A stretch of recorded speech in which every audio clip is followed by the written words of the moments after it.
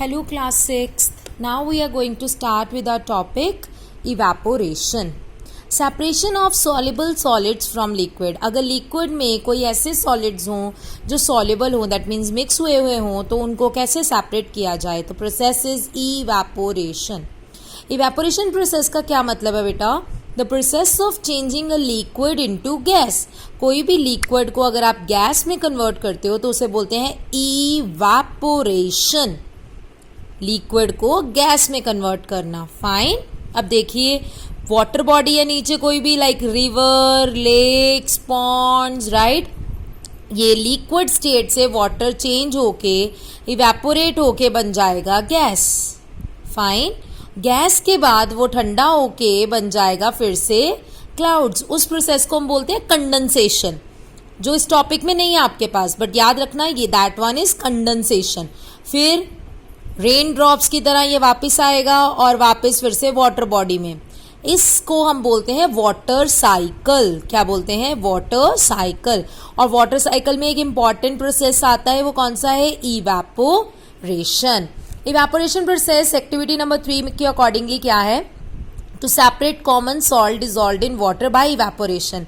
अगर आपके पास कोई बीकर है और बीकर में आपने वाटर डाला, देन आपने सॉल्ट डाली, राइट. बीकर में आपने वाटर डाला, देन सॉल्ट डाली. नीचे ये वायर गॉज लगा हुआ है, एक बर्नर लगा हुआ है. बर्नर के साथ अगर आप हीट देते हैं तो ये लिक्विड स्टेट से कन्वर्ट हो जाएगा वेपर्स में. क्या बन जाएंगे? Water vapours, right. तो जब वाटर वेपर्स बन जाएंगे तो नीचे क्या बच जाएगा? सिर्फ सॉल्ट, क्योंकि वाटर तो उड़ गया. तो इस तरीके से आप सॉल्ट जो कि पानी में घुल चुकी थी उसको सेपरेट कर सकते हैं. Have a look here. Heat and wind helps in evaporation of water.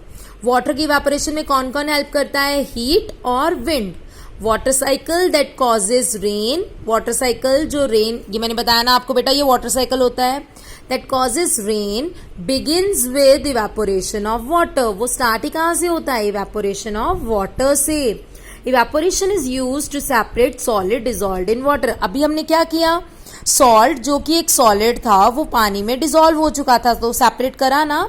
सो हम इसके लिए इवेपोरेशन यूज करते हैं.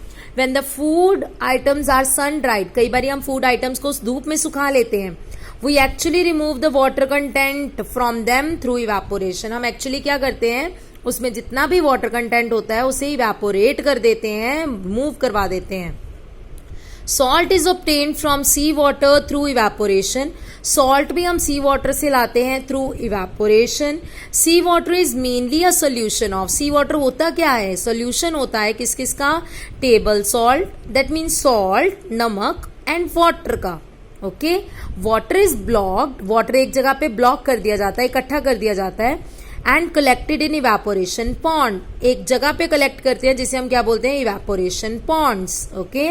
या सॉल्ट पैन्स भी बोलते हैं.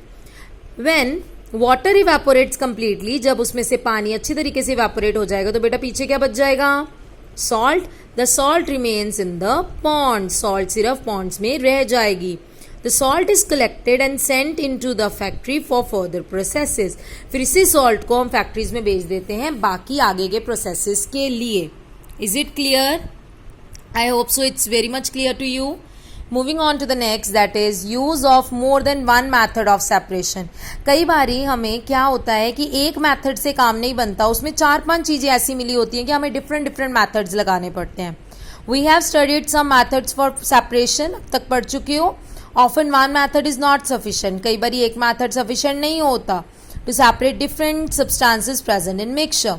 In such a situation, we need to use more than one of these methods. हमें एक से ज़्यादा methods use करने पड़ेंगे. For example, अब आप खुद बताना बेटा, सॉल्ट भी है, सैंड भी है और वाटर भी है. जब सॉल्ट, सैंड और वाटर तीनों को हमने मिक्स कर दिया तो वाटर में तो सॉल्ट अच्छे तरीके से मिक्स हो जाएगी, बट सैंड का क्या होगा? वो तो नीचे चल के बैठ जाएगी. होगा कि नहीं ऐसे? फिर आप उसे क्या कर सकते हो? सोचिए. आप उसकी डिकैंटेशन कर सकते हैं, राइट. डिकैंटेशन करने के बाद क्या होगा? वाटर बाहर निकल आएगा जिसमें सॉल्ट मिली हुई है, और जो सैंड है वो नीचे के नीचे ही बैठी रहेगी, राइट. अब आप अगर इस वाटर को ध्यान से देखना किसी कैटल में डाल के सपोज हीट करते हैं थोड़ी देर के लिए, तो कैटल के ये जो होता है हमारे पास स्पाउट, ये स्पाउट है, ओके, स्पाउट में से वाटर वेपर्स निकलेंगे। और अगर आप ऊपर एक पैन रख लें जिसमें आइस हो, तो ये वाटर वेपर यहाँ आके क्या हो जाएंगे, कूल होने के कारण ये वाटर ड्रॉपलेट्स बन के बीकर में आ जाएंगी। तो आपके पास वाटर भी अलग हो गया, सैंड तो हमने पहले ही अलग कर ली थी।